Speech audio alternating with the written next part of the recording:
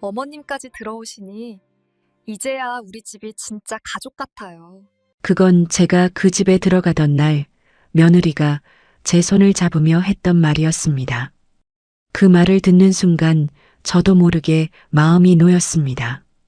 평생 남의 부모를 돌보는 일만 하며 살다 보니 저를 반겨주는 따뜻한 말 한마디가 그렇게 고마울 수가 없었습니다. 재혼한 남편도 이제는 일 안 해도 된다. 편하게만 살라고 했으니까요. 처음엔 저도 늦게라도 사람답게 살 수 있을 줄 알았습니다. 하지만 그 다정한 말들은 왜 석 달도 안 돼 제 삶을 지옥으로 바꿔놓았던 걸까요? 시작 전 구독과 좋아요로 함께 해주시고 어느 지역에서 듣고 계신지 댓글로 한 번씩만 남겨주세요. 그곳에 행복이 닿길 바라겠습니다. 남편이 세상을 떠난 건 생각보다 훨씬 갑작스러운 일이었어요. 오래 앓다가 간 것도 아니고 어느 날 갑자기 쓰러졌고 그걸로 끝이었습니다. 그 뒤로 제 삶은 완전히 다른 모양이 됐어요. 집도 정리했고 살림도 반쯤 줄였고 결국 혼자 살기엔 그럭저럭 괜찮은 크기의 작은 원룸 하나를 얻었습니다. 보증금도 크지 않았고 월세도 제 벌이로 감당할 수 있는 선이었어요. 그 원룸에서 몇 년을 지냈는지 모르겠어요. 딱히 불행하지는 않았어요. 그렇다고 행복하지도 않았고요. 그냥 하루하루가 흘러가는 삶이었어요. 아침이 되면 일어나고 출근하고 남의 집 어르신 밥 챙기고 약 드리고 병원 모시고 다니고 저녁이 되면 다시 원룸으로 돌아오고 그게 반복이었습니다. 그 일을 얼마나 오래 했는지 사실 세어보지도 않았어요. 20년은 넘었을 거예요. 그게 제 전부였으니까요. 솔직히 말하면 그 일이 싫지는 않았어요. 어르신들이 좋아하셨거든요. 제가 손이 빠르고 꼼꼼하다고 고생한다고 덕분에 산다고 그 말이 좋아서 버텼던 것 같아요. 그런데 어느 순간부터는 그 말도 허공에 뜨는 느낌이 들었어요. 내가 이렇게 남 챙기다가 이대로 끝나는 건가 싶은 거예요. 몸도 많이 달아 있었어요. 무릎이 자주 시큰거렸고 허리도 예전 같지 않았고 아침에 일어나는 게 조금씩 힘들어졌습니다. 그때쯤 지인한테서 소개를 받았어요. 처음엔 별로 내키지 않았습니다. 이 나이에 무슨 재혼이냐 싶었고 자식들 눈치도 보였고 괜히 긁어부스럼 만들고 싶지 않았어요. 그런데 지인이 워낙 괜찮은 사람이라고 했거든요. 사별한 지 오래됐고 아들 내외가 근처에 살아서 왕래가 작고 경제적으로 크게 어렵지 않고 무엇보다 혼자 사는 게 쓸쓸해 보이는 사람이라고요. 딱 한 번만 만나보라기에 그냥 차나 한잔 하는 셈 치고 나갔어요. 윤태호 씨를 처음 만난 건 동네 카페였어요. 키가 크고 단정한 인상이었어요. 말도 조심스럽게 하고 저한테 무리하게 다가오거나 하지 않았어요. 그냥 서로 어떻게 살아왔는지 천천히 얘기했어요. 그 자리에서 그이가 했던 말이 지금도 귓가에 남아 있어요. 혼자 그렇게 고생하며 살지 말고 나랑 같이 살아요. 이제는 일 안 해도 됩니다. 편하게만 살아요. 그 말을 듣는 순간 뭔가가 툭 하고 풀렸어요. 눈물이 나올 것 같았는데 꾹 참았어요. 20년 넘게 남 뒷바라지만 하며 살아온 사람한테 누가 그런 말을 해준 적이 있었나? 남편도 살아있을 때는 그런 말 한 번 해준 적이 없었어요. 당연히 해야 하는 일이라 여겼으니까요. 그런데 처음 만난 사람이 그 말을 해주는 거예요. 이제는 편하게 살아도 된다고. 가슴이 먹먹해졌습니다. 몇 번 더 만났어요. 만날 때마다 그이는 한결같았어요. 억지로 서두르지도 않았고 제가 망설이면 기다려줬어요. 자식들한테 알리는 것도 혼인신고하는 것도 다 천천히 하면 된다고 했어요. 급하게 결정할 필요 없다고요. 그 여유가 오히려 저를 안심시켰어요. 조급하지 않은 사람이구나 싶었거든요. 결국 저는 짐을 쌌어요. 혼인신고는 자식들 눈치도 있고 해서 일단 미뤄두기로 했어요. 그이도 괜찮다고 했고 저도 그러자고 했어요. 그냥 같이 사는 것부터 시작하자고요. 원룸 계약이 끝나는 달에 맞춰서 짐을 정리했어요. 크게 들고 갈 것도 없었어요. 입던 옷 몇 벌, 쓰던 살림 몇 가지, 그리고 오래된 가방 2개. 그게 제 전부였으니까요. 이사날 아침은 생각보다 담담했어요. 오래 살았던 원룸을 한 바퀴 둘러봤는데 딱히 아쉬운 감정이 크지 않았어요. 그냥 이제는 여기를 떠나도 되는구나 싶었어요. 문을 잠그고 계단을 내려가면서 이상하게 발걸음이 가벼웠습니다. 그 집은 제가 살던 원룸에서 버스로 30분쯤 걸리는 동네였어요. 아파트였고 층수도 제법 됐어요. 엘리베이터를 타고 올라가는데 괜히 두근거렸어요. 설레는 건지 긴장한 건지 잘 모를 감정이었어요. 문이 열리고 그이가 웃으며 맞아줬어요. 그리고 그 뒤에서 며느리 오세라 씨가 나왔어요. 어머님 오시느라 힘드셨죠? 어서 들어오세요. 밝은 목소리였어요.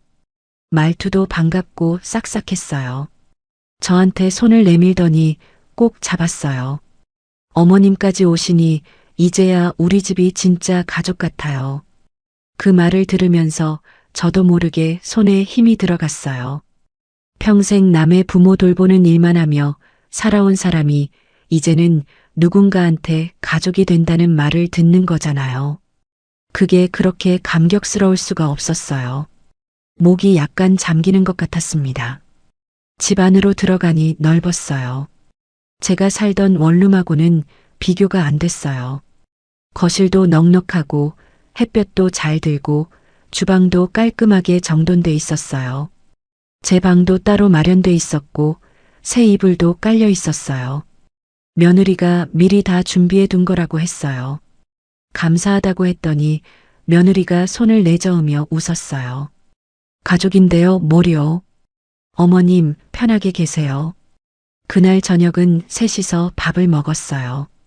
아들 윤민석 씨는 일이 있다고 늦게 온다고 했고 그이랑 며느리랑 저랑 셋이서 둘러앉았어요. 며느리가 이것저것 가져다 줬고 그이도 이 반찬 먹어봐라. 이게 맛있다 하면서 신경을 써줬어요. 오랜만에 누군가랑 같이 먹는 따뜻한 저녁이었어요. 숟가락을 들면서 속으로 생각했어요. 잘 왔구나 싶었어요. 그날 밤 혼자 방에 누웠을 때 천장이 낯설었어요. 몇십 년을 살면서 이렇게 낯선 천장을 본 게 몇 번이나 됐나 싶었어요. 그런데 이상하게 불안하지는 않았어요. 오히려 오랜만에 마음이 좀 놓이는 느낌이었습니다. 이제는 매일 아침 서둘러 일 나갈 필요가 없는 거잖아요. 누군가 챙겨줘야 하는 어르신이 없는 거잖아요.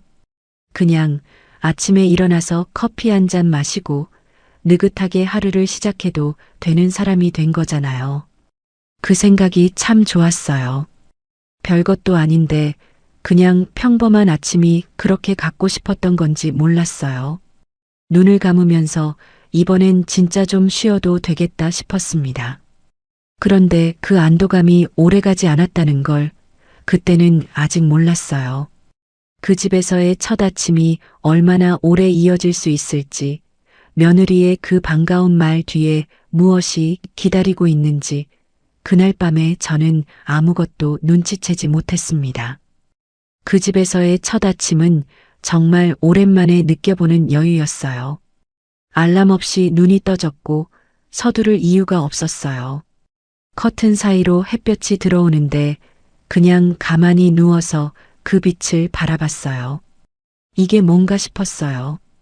20년 넘게 아침마다 몸을 억지로 일으켜서 남의 집으로 달려가던 사람이 이렇게 느긋하게 아침을 맞아도 되는 사람이 됐다는 게 실감이 안 났거든요. 조금 어색했어요. 좋은 의미로요. 일어나서 세수를 하고 주방으로 나갔더니 그이가 먼저 나와 있었어요. 신문을 펼쳐들고 거실 소파에 앉아 있다가 저를 보더니 웃었어요. 일어났어요? 커피 끓여놨는데 한 잔해요. 그 말이 참 좋았어요. 누가 저한테 커피 끓여놨다고 말해준 게 얼마만인지 모르겠어요. 항상 제가 먼저 끓여서 남한테 갖다 드리는 사람이었는데 머그잔을 두 손으로 감싸들고 창가에 앉아서 바깥을 내다봤어요. 동네가 조용했어요.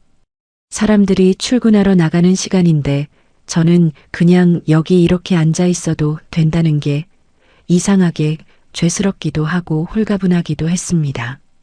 커피가 식을 때까지 그냥 앉아 있었어요. 아무것도 안 하고 아무데도 가지 않고 그게 그렇게 낯설었어요. 남의 집 어르신 약 챙길 시간 아닌가, 병원 예약 확인해야 하는 거 아닌가, 괜히 그런 생각이 몸에 배어 있어서 이따금씩 고개를 들었다가 아니지 하고 다시 내려놓곤 했어요. 몸이 습관을 기억하고 있었던 거예요. 마음은 이미 여기 있는데 몸은 아직 거기 있었던 거죠. 그이가 신문을 덮으면서 말했어요. 오늘 날씨 좋으면 점심 먹고 같이 좀 걸을까요? 그냥 아무렇지도 않게 한 말인데 저는 속으로 뭉클했어요. 같이 걷자고. 같이. 그 말이 참 오랜만이었거든요. 뭔가를 같이 하자는 말을 들어본 게 언제인지 기억이 잘 안 났어요. 첫 두 달은 그렇게 흘러갔어요. 특별한 사건이 없었어요. 그이는 아침에 산책을 다녀오고 저는 간단하게 집안 정리를 하고 점심은 같이 먹거나 각자 해결하고 오후엔 동네를 조금 걸었어요. 저녁은 제가 차렸어요. 딱히 누가 시킨 게 아니라 자연스럽게 제가 하게 됐어요. 그이가 맛있다고 하면 기분이 좋았고 다 먹고 나서 설거지까지 하고 나면 그제야 하루가 마무리되는 느낌이었어요. 원룸에서는 느껴본 적 없는 넓이가 있었어요. 거실도 넓고 주방도 넓고 무엇보다 마음이 좀 넓어지는 느낌이었어요. 몸이 좀 회복되는 것 같기도 했고요. 무릎도 덜 아팠고 아침에 일어나는 게 전보다 수월해졌어요. 며느리 오세라 씨는 주중에는 회사를 다녔어요. 아침 일찍 나가서 저녁에 들어왔고 주말에는 가끔 얼굴을 비쳤어요.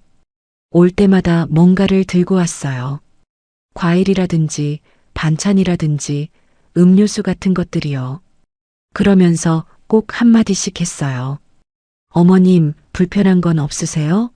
부족한 거 있으면 말씀하세요. 그 말이 진심처럼 들렸어요. 아니, 그때는 진심이라고 믿었어요. 제가 먼저 뭔가 요구할 성격도 못 되고 불편해도 어지간하면 그냥 적응하는 편이라서 딱히 말할 게 없다고만 했어요. 그러면 며느리는 그래도 편하게 말씀하시라고 어머님 계시니까 집이 살아나는 것 같다고 했어요. 그 말도 좋았어요. 그때까지는요. 사실 저도 잘 맞춰보려고 애썼어요. 재혼 초반이잖아요.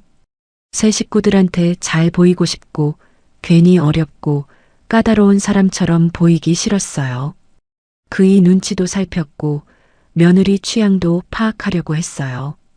어떤 반찬을 좋아하는지, 집안 어디를 어떻게 쓰는지 소소한 것들을 조용히 살펴봤어요. 그게 제 방식이었거든요. 남의 집에 들어가면 일단 눈치를 봐야 한다고 몸에 배어 있었어요. 평생 남의 집에서 일했으니까요. 그런데 그 눈치 보는 습관이 결국 저한테 독이 됐어요. 나중에 와서 생각해보면 그랬어요. 석 달쯤 됐을 무렵이에요.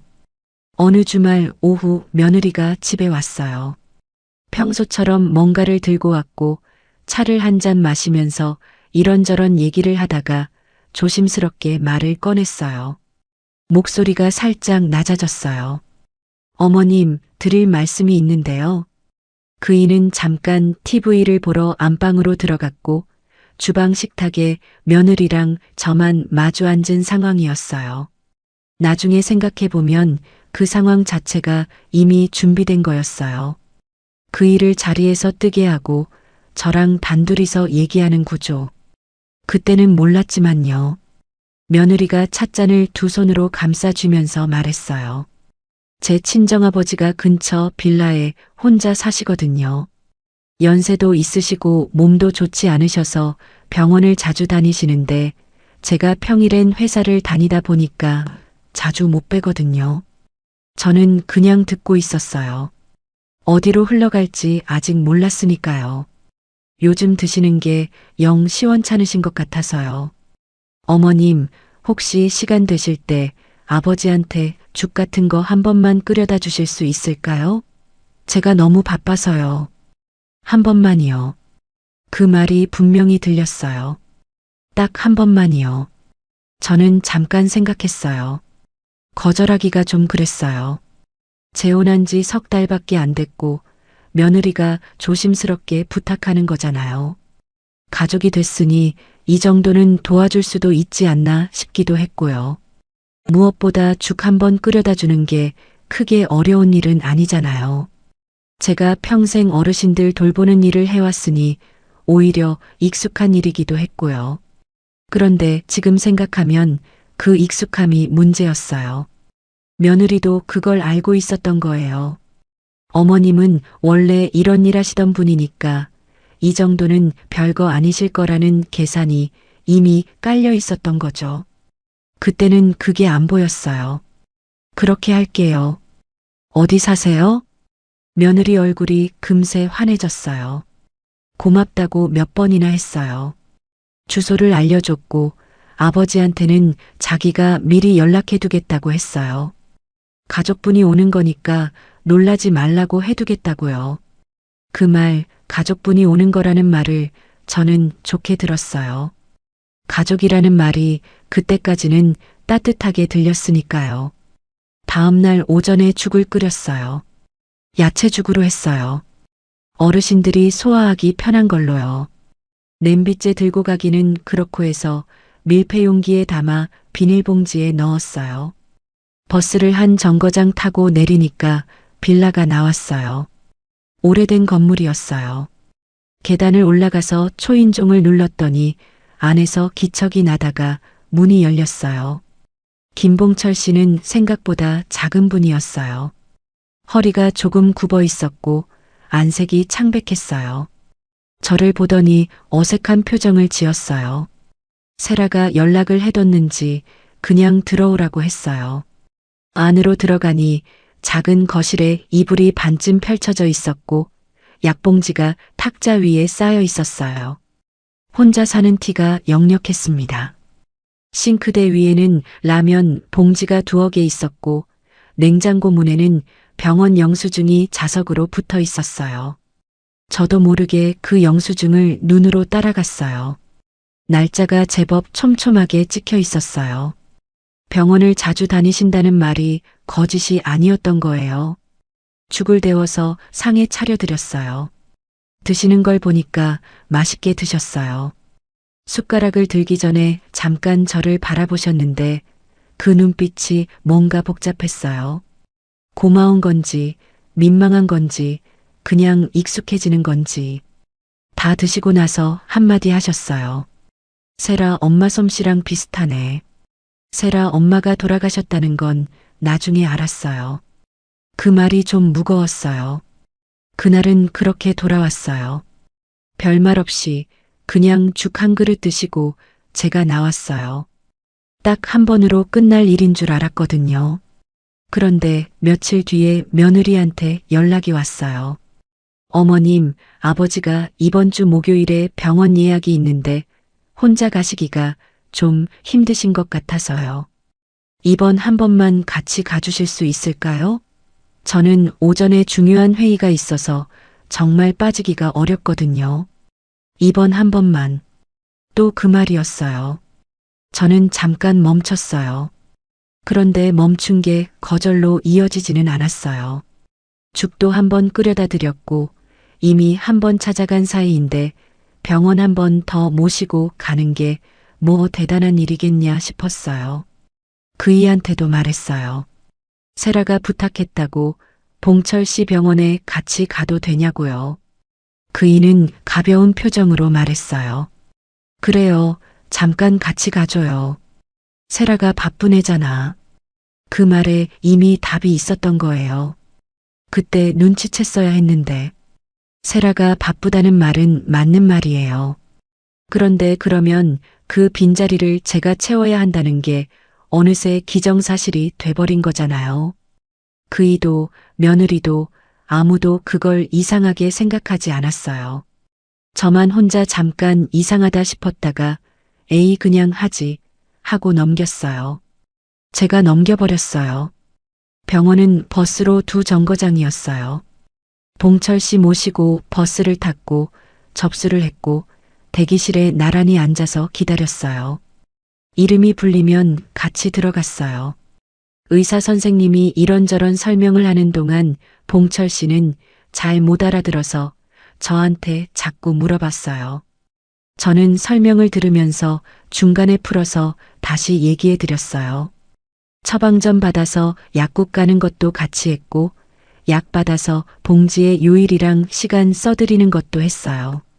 언제 어떤 약을 먹어야 하는지, 다음 예약은 언제인지 메모도 해드렸어요.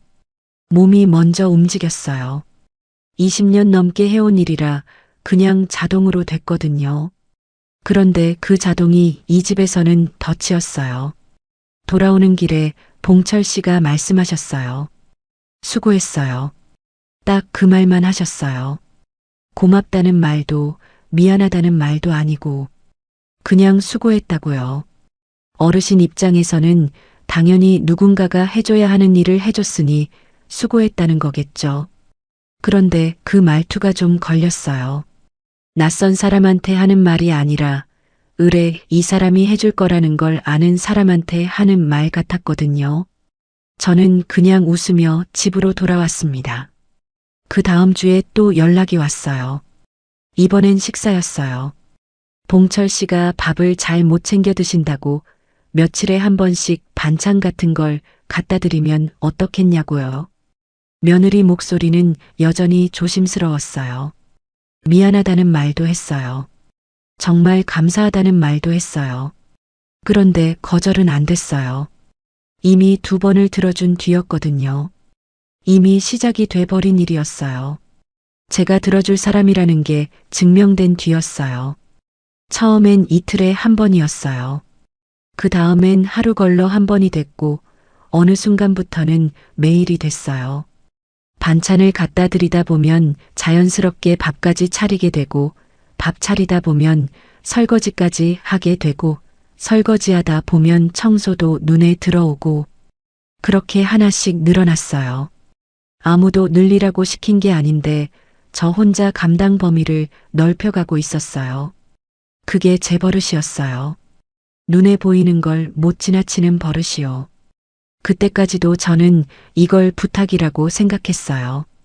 가족 간에 서로 돕는 일이라고요. 그런데 돌이켜보면 그건 부탁이 아니었어요. 부탁은 거절할 수 있어야 부탁이거든요.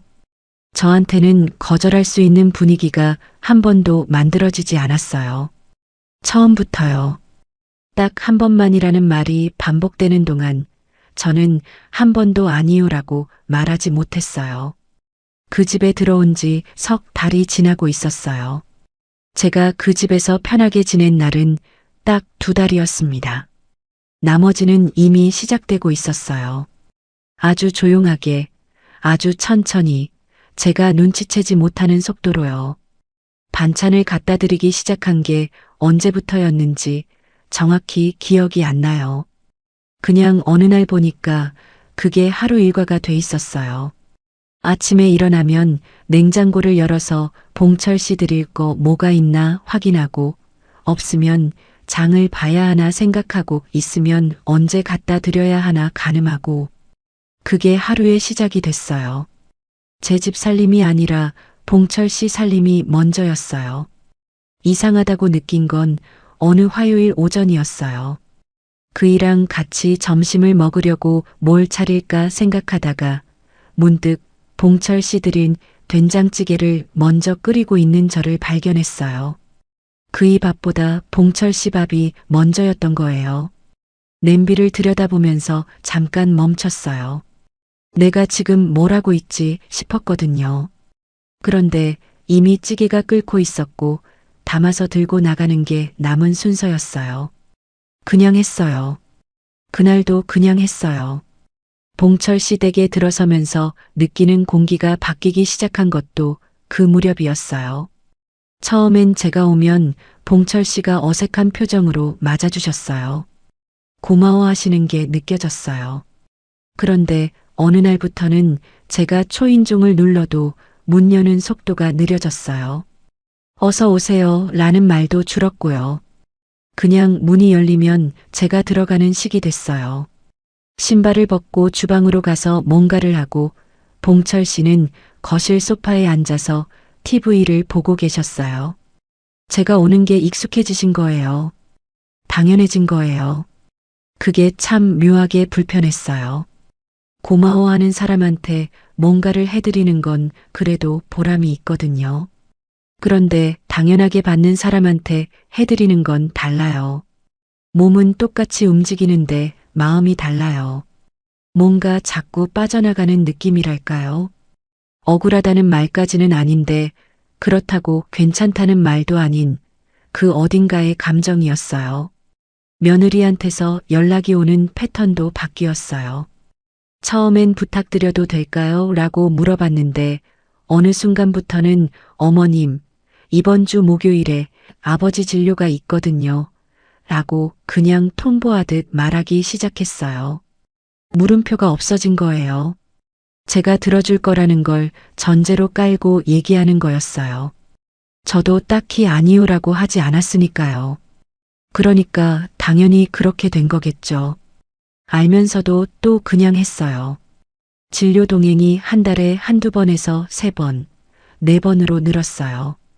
봉철 씨가 여러 과를 다니셨거든요. 내과도 다니고 정형외과도 다니고 어느 날은 안과까지 같이 갔어요. 병원마다 접수 방식이 달랐고 대기 시간도 달랐어요. 오래 기다리는 날은 2시간이 넘기도 했어요. 플라스틱 의자에 나란히 앉아서 이름 불리기를 기다리는데 그 시간이 이상하게 길었어요.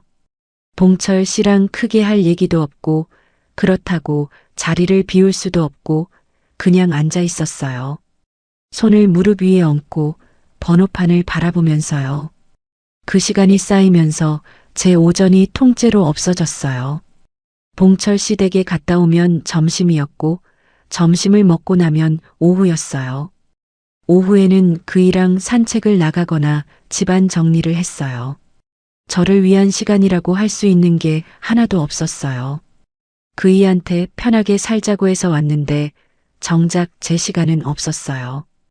약 챙기는 일도 제 몫이 됐어요.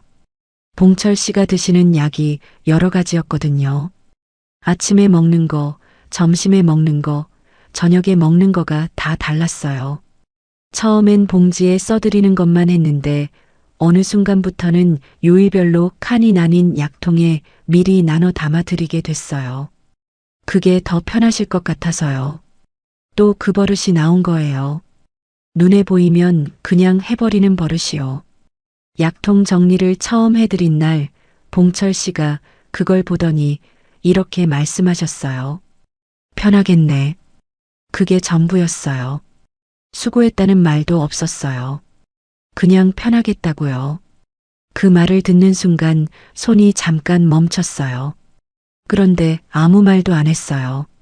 그냥 약통 뚜껑을 닫고 탁자 위에 올려놓고 인사하고 나왔어요. 집으로 돌아오는 버스 안에서 창밖을 내다봤어요. 흐린 날이었어요. 버스가 정류장마다 서고 출발하는 동안 생각이 많았어요. 내가 지금 뭘 하고 있는 건가? 이 사람이 나한테 누군가? 남편, 아들, 며느리, 친정아버지잖아요. 남의 친정아버지예요. 내 가족도 아니고 내가 돌봐야 할 의무가 있는 사람도 아니에요. 그런데 나는 매일 이 사람 밥 챙기고 약 챙기고 병원 모시고 다니고 있어요. 이게 맞는 건가? 그 생각이 들었다가 또 스스로를 달랬어요. 재혼한 지 얼마 안 됐으니까. 아직 혼인신고도 안 한 처지니까. 괜히 문제 만들고 싶지 않으니까. 잠깐만 더 하다 보면 며느리도 상황이 나아지겠지. 그러면 자연스럽게 줄겠지. 그렇게 혼자 달래면서 또 다음 날을 맞이했어요. 그런데 자연스럽게 줄지는 않더라고요. 오히려 늘었어요. 어느 날은 며느리가 연락을 해서 아버지 입맛이 없으신 것 같다고 어머님 솜씨로 뭔가 특별한 거 해주시면 어떻겠냐고 했어요. 특별한 거요. 그 말이 좀 어이가 없었어요. 매일 반찬이랑 밥을 갖다 드리는 것도 이미 충분히 특별한 일인데 거기서 더 특별한 걸 해달라는 거잖아요. 그래도 뭐라고 하지 못했어요. 갈비찜을 했어요. 손이 많이 가는 음식인데 그냥 했어요. 그날 봉철 씨가 갈비찜을 보더니 처음으로 환하게 웃으셨어요. 오, 이거 오래간만이네. 그 웃음을 보는데 마음이 복잡했어요. 좋기도 하고 좋지 않기도 한 감정이요. 이분이 고마워하신다는 건 알았어요. 그런데 그게 저를 더 오래 여기 붙잡아 두는 이유가 되는 것 같아서요. 잘해드리면 더 기대하게 되고 더 기대하면 더 해드려야 하는 구조가 되잖아요. 그 구조 안에 제가 들어와 있다는 걸 그날은 좀 더 선명하게 느꼈어요. 며느리 오세라 씨는 그 무렵부터 저한테 하는 말에서 미안함이 많이 줄었어요. 처음엔 죄송하다, 감사하다, 정말 한 번만이라는 말이 많았는데 어느 순간부터는 그냥 일정을 알려주는 식으로 바뀌었어요. 아버지 다음 주 화요일에 피검사가 있거든요. 목요일엔 정형외과 가야 해요. 이번 달 약이 떨어질 것 같으니까 처방전 미리 받아두면 좋을 것 같아요. 그게 저한테 하는 말이었어요.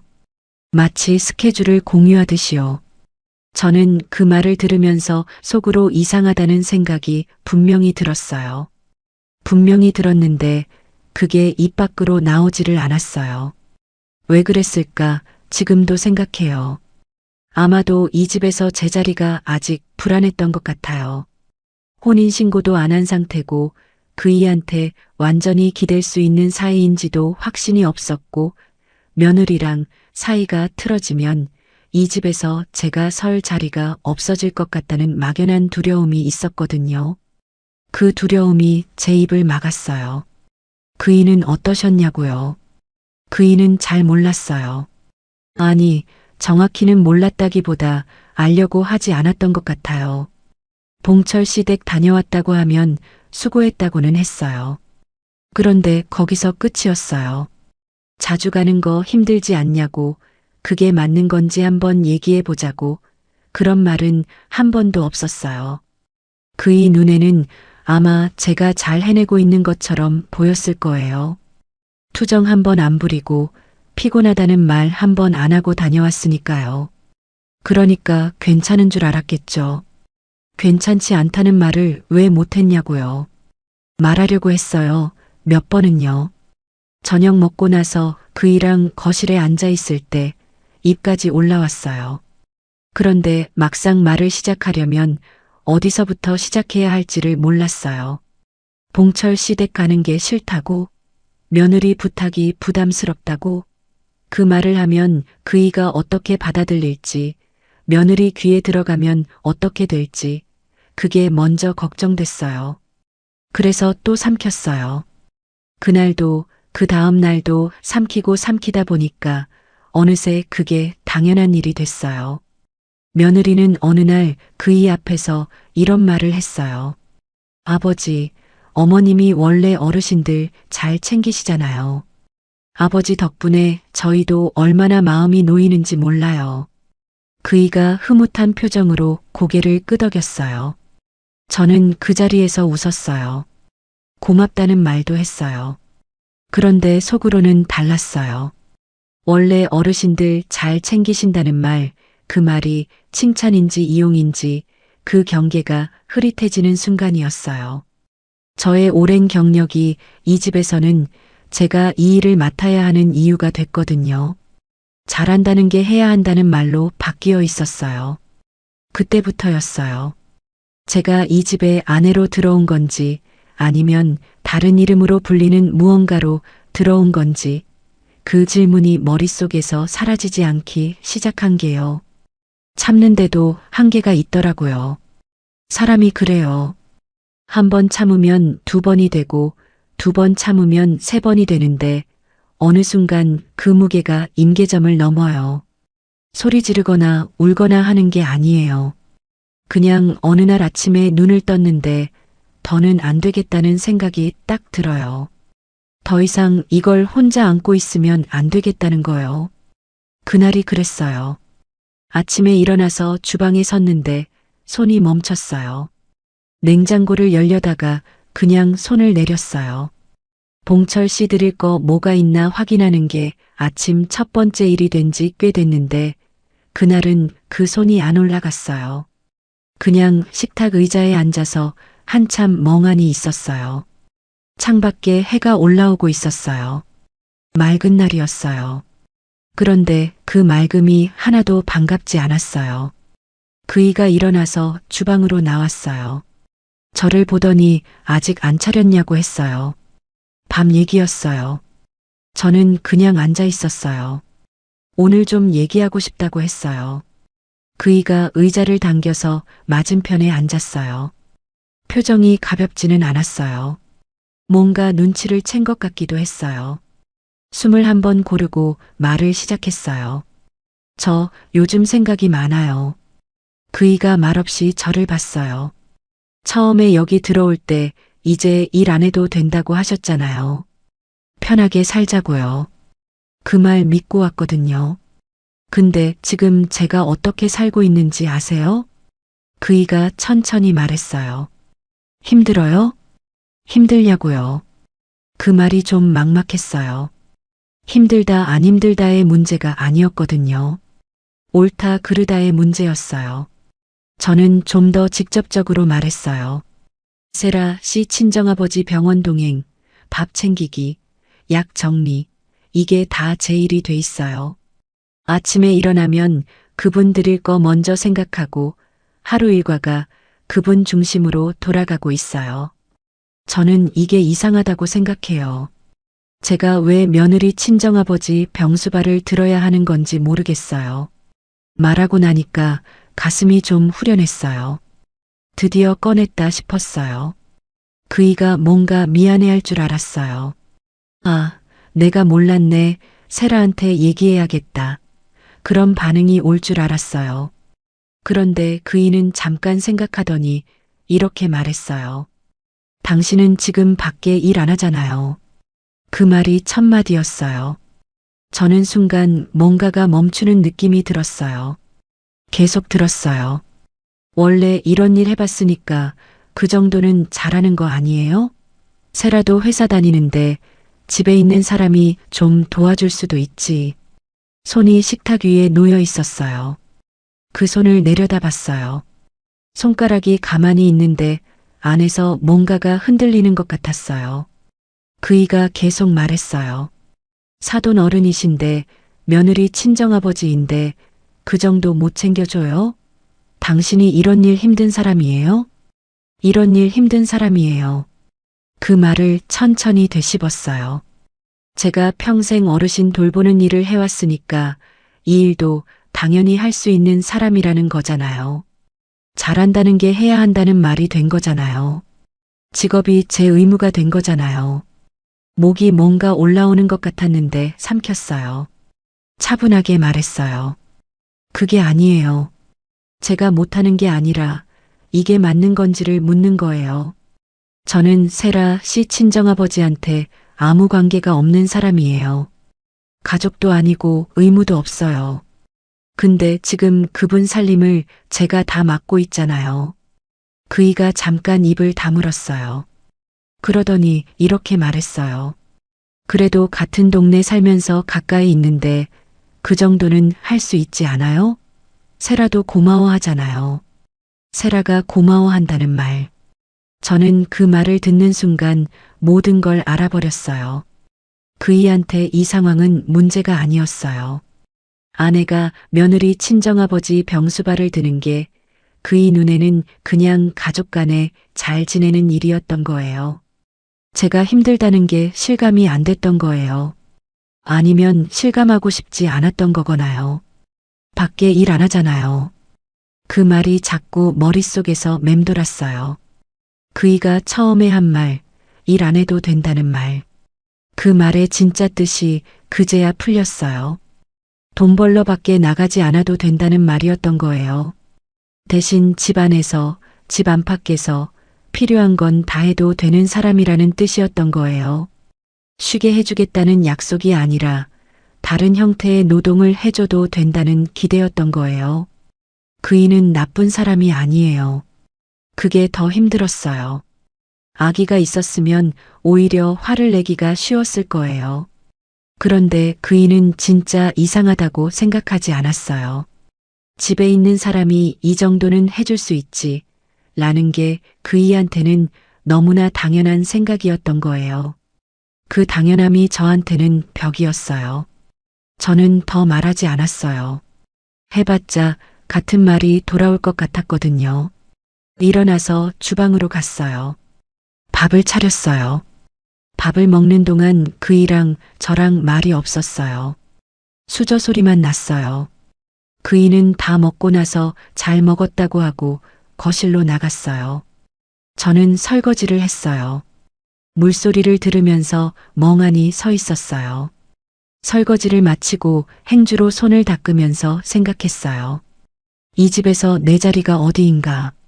아내인가 아니면 가장 편하게 쓸 수 있는 사람인가? 그이가 저를 아내로 데려온 건지 아니면 집 안팎의 돌봄을 자연스럽게 맡아줄 사람이 필요해서 다려온 건지. 그 경계가 그날 처음으로 아주 선명하게 보였어요. 그날 오후에도 봉철 씨 댁에 갔어요.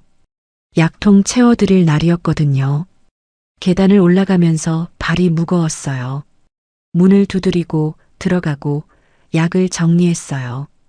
봉철 씨는 소파에 앉아서 뉴스를 보고 계셨어요. 저를 한번 보더니 다시 화면으로 시선을 돌리셨어요. 다 정리하고 인사를 드리니까 고개만 끄덕이셨어요. 돌아오는 버스 안에서 창밖을 봤어요. 해가 기울어 있었어요. 오후 햇살이 버스 창문으로 비스듬히 들어왔어요.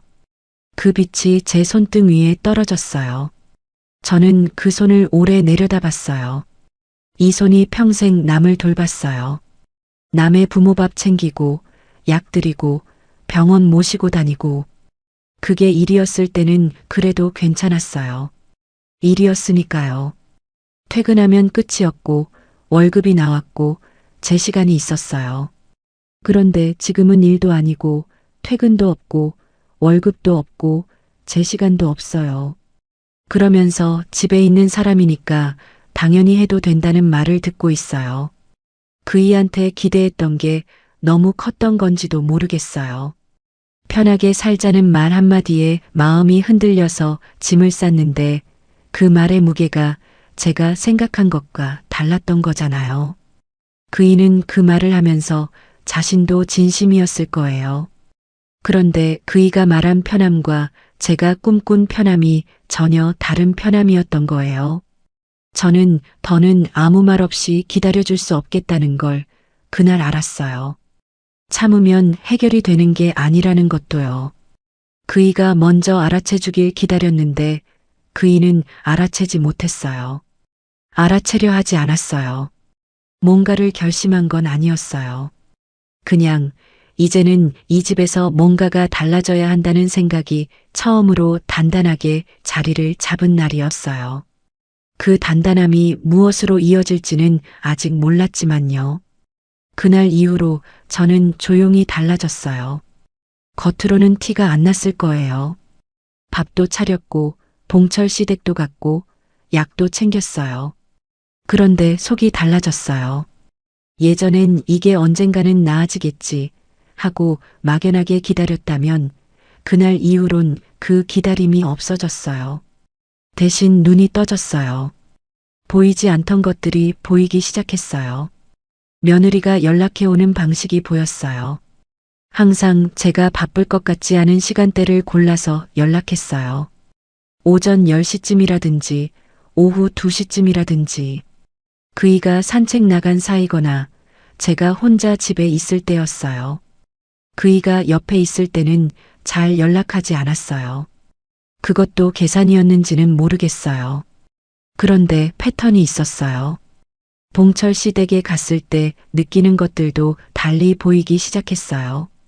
처음엔 그냥 어르신이 불편하게 사신다 싶었는데 어느 날 들어가니까 거실 탁자 위에 제가 지난번에 갖다 드린 반찬통이 그대로 있었어요. 뚜껑도 안 열렸어요. 드시지 않은 거예요. 그러면서 며느리한테는 아버지 입맛이 없으시다고 뭔가 특별한 걸 해달라는 연락이 왔겠죠. 저는 그 반찬통을 들고 주방으로 가면서 말없이 생각했어요. 이게 뭔가 싶었어요. 먹지도 않을 음식을 제가 매일 만들어 오고 있는 거잖아요. 그러던 어느 날이었어요. 봉철 씨 정기 검진이 있는 날이었는데 이번엔 규모가 좀 컸어요. 피검사에 초음파까지 있었거든요. 며느리가 며칠 전에 연락을 해왔어요. 목소리가 여느 때랑 다를 게 없었어요. 어머님, 이번 주 금요일에 아버지 검진이 있거든요. 피검사도 있고 초음파도 있어서 시간이 좀 걸릴 것 같아요.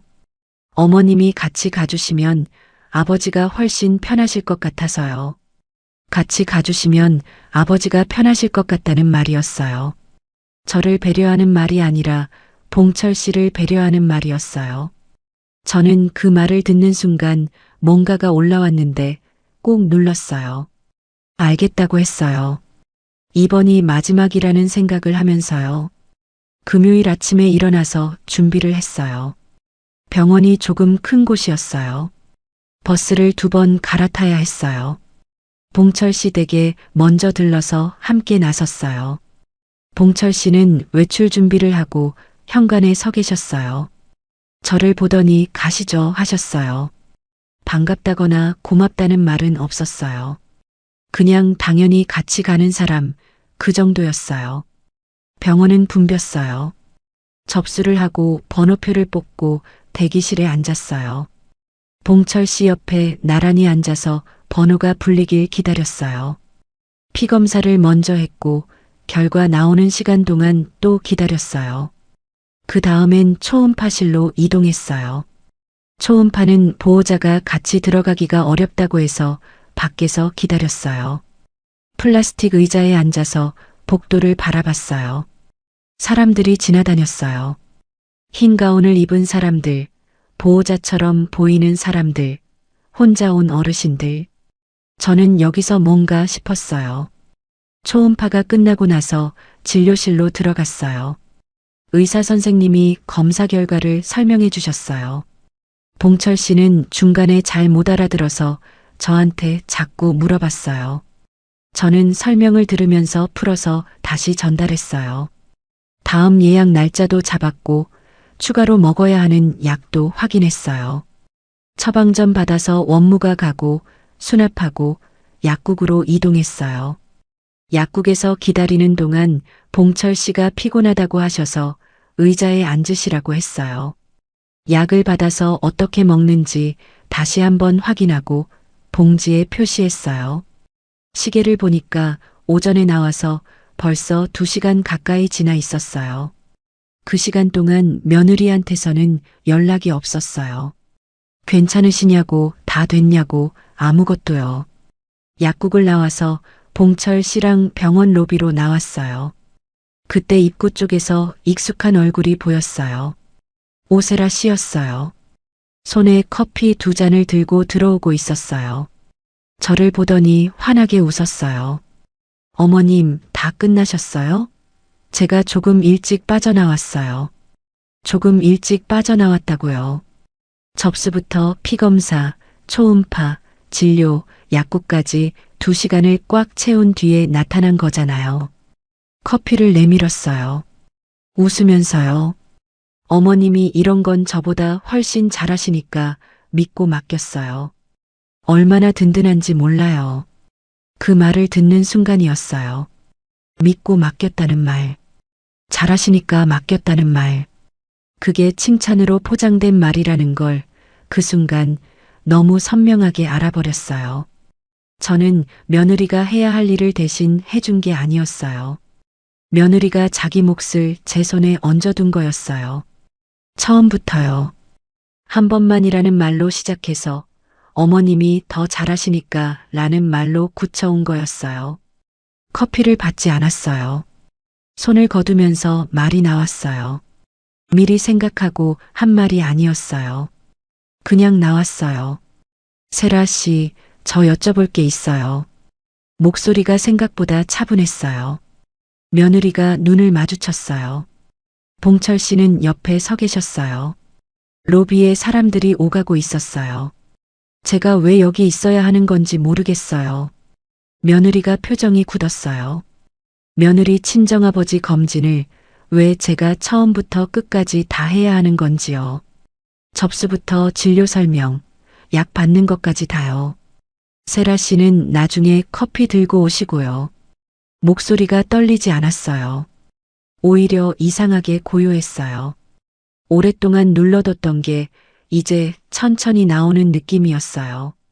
저는 이 집에 가족이 되려고 들어갔어요. 남의 병수발 들려고 들어간 게 아니에요. 저는 봉철 씨 보호자가 아니에요.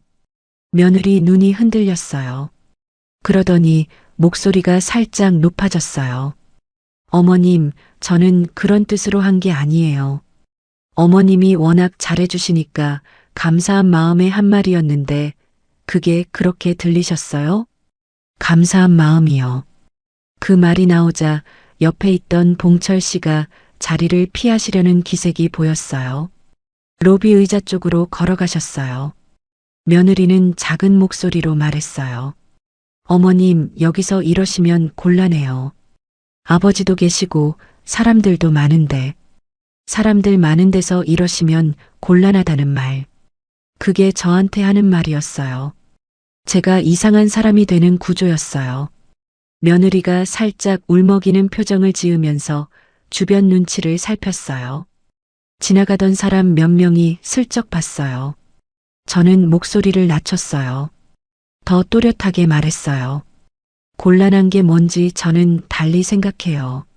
제가 이 말을 하는 게 곤란한 게 아니라 지금까지 제가 이 일을 맡아온 게 곤란한 거예요. 그때 며느리가 전화를 꺼냈어요. 그이한테 거는 거였어요. 저는 그 모습을 보면서 알았어요. 자기 편에 서줄 사람한테 연락하는 거잖아요. 아니나 다를까 잠시 뒤 그이한테서 제 전화로 연락이 왔어요. 받았어요. 지금 무슨 일이에요?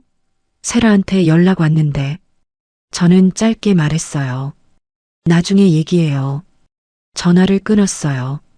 며느리는 그 사이 봉철 씨 옆에 가서 앉아 있었어요. 저를 보는 눈빛이 달라져 있었어요. 아까의 싹싹함이 없었어요. 섭섭하다는 표정이었어요. 상처받은 것처럼 보이는 표정이었어요. 그 표정이 저를 나쁜 사람으로 만들고 있었어요. 저는 그 자리에 더 있지 않았어요.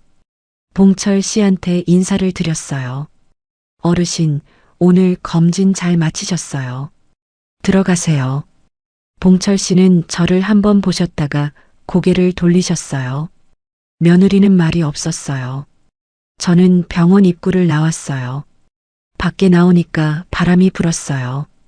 찬바람이었어요. 숨을 한번 크게 들이쉬었어요. 심장이 빠르게 뛰고 있었어요. 손이 조금 떨렸어요. 그런데 후회는 없었어요. 처음으로요. 지금까지 뭔가를 말하고 나면 항상 이렇게 해도 됐나 싶었는데 그날은 달랐어요. 말해야 하는 말을 했어요. 해야 할 때 했어요. 버스 정류장으로 걸어가면서 생각했어요. 이제 이 집에서 뭔가가 결정되겠구나 싶었어요. 그이랑 며느리랑 이 일을 어떻게 받아들이느냐에 따라서요. 혹시나 그이가 제 말을 듣고 이제는 달라지겠다고 할 수도 있지 않을까? 그 신락 같은 기대가 아직 남아 있었어요. 버스에 올라타면서도 그 기대를 완전히 버리지는 못했어요.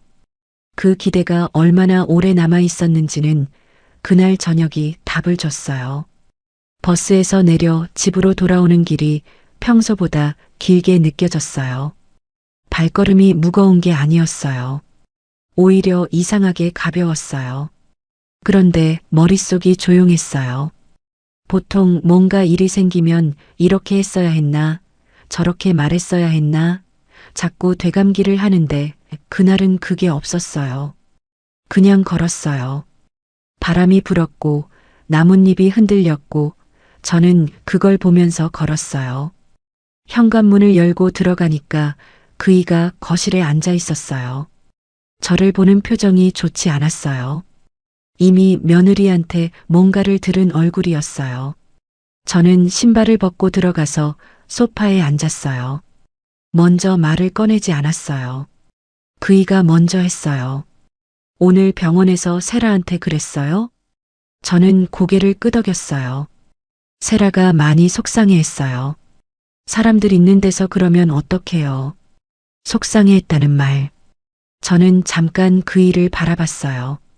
이 상황에서 그이 눈에 속상한 사람이 며느리라는 거잖아요. 차분하게 말했어요. 저도 속상해요. 오래됐어요. 그이가 잠깐 멈췄어요. 그러더니 말했어요. 그래도 그 자리에서 그러면 안 되죠. 아버님도 계시고 병원인데. 병원이라서 안 된다는 거잖아요. 장소가 문제라는 거잖아요. 제가 한 말의 내용이 아니라 장소를 지적하는 거였어요. 저는 더 이상 이 대화가 어디로 가는지 알 것 같았어요. 그이랑 이 문제를 풀 수 없겠다는 걸 그날 저녁 그 소파에서 완전히 알아버렸어요. 저는 말했어요. 저 며칠 생각해 볼 게 있어요. 그이가 무슨 말이냐는 표정을 지었어요. 저는 더 설명하지 않았어요. 방으로 들어갔어요.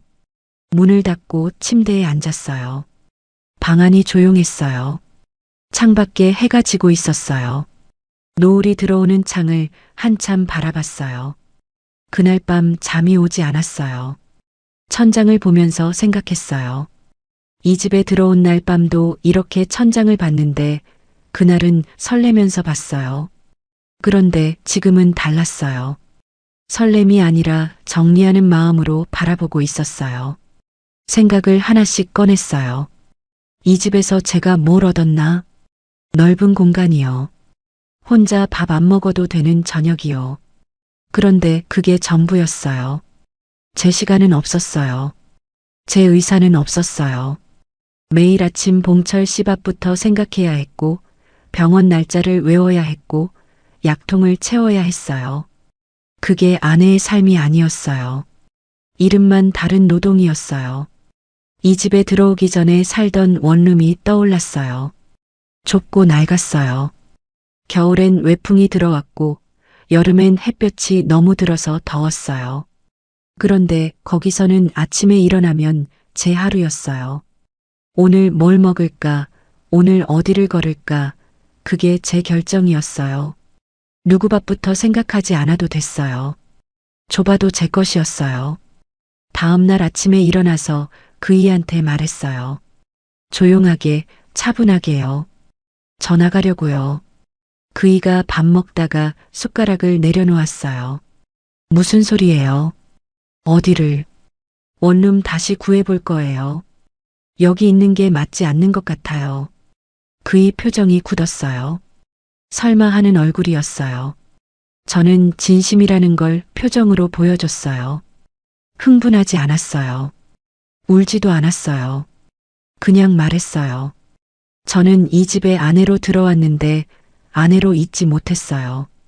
그게 맞지 않으니까 나가는 거예요. 그이가 말했어요. 그게 무슨 말이에요? 내가 당신한테 뭘 잘못했어요? 잘못한 게 없다는 거잖아요. 그이 눈에는 정말 그랬겠죠. 노골적으로 뭔가를 강요한 적도 없고 소리 지른 적도 없고 나쁜 말을 한 적도 없으니까요. 그런데 그게 바로 문제였어요. 잘못한 게 없는데 제 삶이 그렇게 됐다는 게요. 저는 짧게 말했어요. 혼인신고도 안 했으니까 정리할 것도 없어요. 제 집만 챙겨나갈게요. 그이가 자리에서 일어났어요. 목소리가 높아졌어요. 지금 이게 무슨 짓이에요? 다시 앉아요. 저는 앉지 않았어요. 방으로 들어가서 짐을 챙기기 시작했어요. 들어올 때 들고 왔던 가방들을 꺼냈어요. 옷을 접어서 넣었어요. 손이 떨리지 않았어요. 이상하게 고요했어요. 이미 마음이 결정된 사람의 손은 이렇게 움직이는구나 싶었어요. 그이가 방문 앞에 서서 말했어요. 세라한테 오해가 있으면 내가 얘기할게요. 봉철 씨 일도 다시 얘기해 볼 수 있잖아요. 그냥 나가면 어떡해요. 다시 얘기해 볼 수 있다는 말. 저는 그 말을 들으면서 옷을 계속 접었어요. 왜 그 말이 지금 나오는 건지. 제가 진짜 나가려고 하니까 나오는 말이잖아요. 제가 묵묵히 버티고 있을 때는 다시 얘기해 보자는 말이 한 번도 없었어요. 제가 참고 있는 동안에는 문제가 없었던 거잖아요. 나가겠다고 하니까 이제야 문제가 되는 거잖아요. 저는 가방을 다 채우고 방을 한번 둘러봤어요. 들어올 때 새 이불이 깔려 있던 방이었어요. 며느리가 미리 준비해뒀다고 했던 방이요. 이불은 그대로 있었어요. 저는 그 이불을 단정하게 펴놓고 방을 나왔어요. 현관에서 신발을 신는데 그이가 옆에 서 있었어요. 말을 잃은 얼굴이었어요. 저는 신발끈을 묶으면서 말했어요. 그이 몸 잘 챙기세요. 그게 마지막 말이었어요. 문을 열고 나왔어요. 엘리베이터를 기다리는 동안 그이가 문을 열고 나왔어요. 복도에서 뒤에 서서 말했어요. 진짜 가는 거예요? 저는 엘리베이터 버튼을 눌렀어요. 문이 열렸어요. 들어가면서 고개를 한번 돌렸어요. 그이가 복도에 서 있었어요. 그 모습이 눈에 들어왔어요. 나쁜 사람은 아니에요. 그냥 제가 원하는 삶을 줄 수 있는 사람이 아니었어요. 그 차이였어요. 엘리베이터 문이 닫혔어요. 그날 저녁에 며느리한테 연락이 왔어요. 목소리가 달라져 있었어요. 조심스럽고 낮았어요. 어머님, 제가 많이 부족했던 것 같아요. 죄송해요. 죄송하다는 말이 처음으로 나왔어요. 오래 기다린 말인데 너무 늦게 왔어요. 저는 잠깐 그 말을 들었어요. 그러고는 말했어요. 세라 씨가 나쁜 사람이라고 생각하지 않아요. 그냥 저랑 맞지 않았던 거예요. 며느리가 한동안 말이 없었어요. 그러다가 한 번만 더 생각해 달라고 했어요. 아버지가 어머님을 좋아하셨다고, 아버지도 미안해 하신다고요. 봉철 씨가 미안해 하신다는 말에 잠깐 마음이 흔들렸어요. 그 어르신이 나쁜 분이 아니라는 건 저도 알았거든요. 그냥 받는 것에 익숙해지신 분이었고, 그게 제 상황을 힘들게 만든 것뿐이었어요. 그래도 돌아가지 않았어요. 며칠 뒤에 예전에 살던 동네 부동산에 들렀어요. 마침 한 자리가 나 있었어요.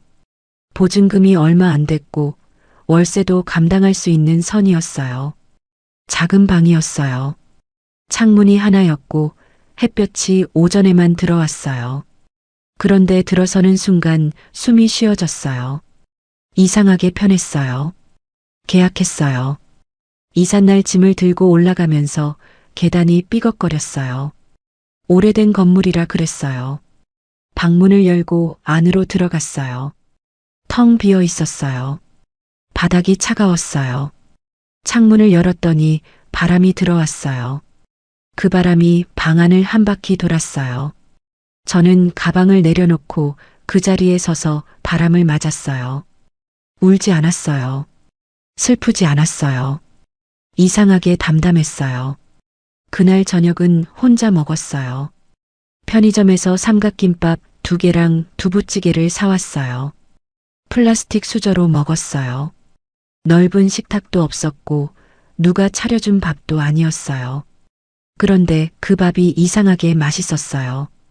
아무것도 신경 쓰지 않아도 되는 밥이었으니까요. 내일 누구 밥을 챙겨야 하나 약통은 채웠나? 병원은 언제인가? 그런 생각이 하나도 없는 저녁이었어요. 그게 얼마만인지 모르겠어요. 그 집에서 나온 뒤로 그이한테서 몇 번 연락이 왔어요. 처음엔 설득하려는 말이었고, 그 다음엔 서운하다는 말이었고, 나중엔 그냥 잘 있냐는 말이었어요. 저는 짧게 답했어요. 잘 있다고요. 그게 전부였어요. 어느 날 아침에 일어나서 커피를 끓였어요. 작은 냄비에 물을 올리고 커피를 타고 창가에 앉았어요. 창문 너머로 골목이 보였어요. 고양이 한 마리가 담장 위를 걷고 있었어요. 저는 그 고양이를 보면서 커피를 마셨어요. 아무것도 하지 않아도 되는 아침이었어요. 아무도 기다리지 않는 아침이었어요. 그게 좋았어요. 그냥 진짜로 좋았어요. 나중에 생각해보면 그 집에서 제가 찾으려 했던 건 가족이었어요. 누군가랑 같이 있는 온기였어요. 그런데 그 집에서 제가 받은 건 역할이었어요. 돌보는 사람, 챙기는 사람, 있으면 편리한 사람. 그게 가족이랑 다르다는 걸 이제는 알아요. 가족은 내가 없어도 될 것 같을 때도 있어줘야 하는 사람이거든요. 그런데 그 집에서 저는 필요할 때만 있는 사람이었어요. 필요한 일이 끝나도 여전히 거기 있었지만 아무도 그걸 알아채지 않았어요. 원룸은 좁아요. 겨울엔 외풍이 들어오고 여름엔 덥겠죠. 그래도 여기서는 아침에 눈을 떴을 때 제일 먼저 떠오르는 게 저예요. 오늘 내가 뭘 먹고 싶은가? 오늘 내가 어디를 걷고 싶은가? 그 작은 질문들이 다시 제 것이 됐어요. 늦게 돌아온 거지만 그래도 돌아왔어요. 넓은 집보다 중요한 게 있다는 걸 62에 다시 배웠어요. 내가 사람답게 숨 쉴 수 있는 자리. 그게 아무리 작고 낡아도 그게 진짜 제 집이라는 걸요. 끝까지 들어주셔서 감사합니다. 구독과 좋아요는 다음 이야기를 이어갈 힘이 됩니다. 그리고 주인공에게 한 줄 응원을 댓글로 남겨주시면 그 마음까지 함께 전해두겠습니다.